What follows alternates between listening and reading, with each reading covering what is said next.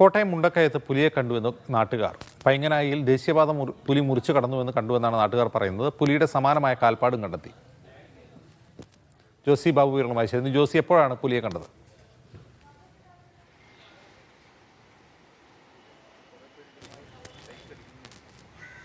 ജിംസ്, ഇന്ന് പുലർച്ചെ 5:30യോടുകൂടി ഈ മുണ്ടക്കയ മേഖലയിൽ പുലിയെ കണ്ടു എന്നാണ് നാട്ടുകാർ പറയുന്നത്. പ്രദേശത്ത് ഒരു വാഹനാപകടമുണ്ടായി.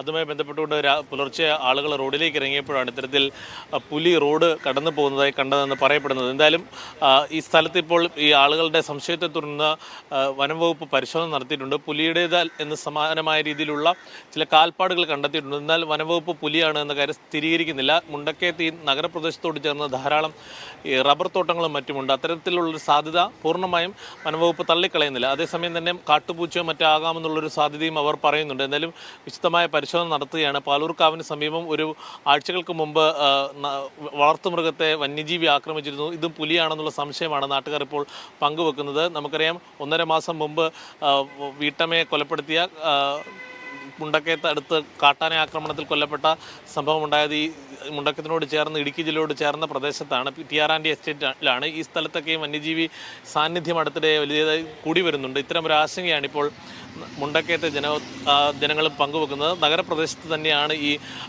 പുലിയെ കണ്ടതായുള്ള സംശയം ആളുകൾ പ്രകടിപ്പിക്കുന്നതെന്നുള്ളതാണ് ഏറ്റവും ആശങ്ക ജനിപ്പിക്കുന്നത്. അജിംസ. ശരി ജോസി.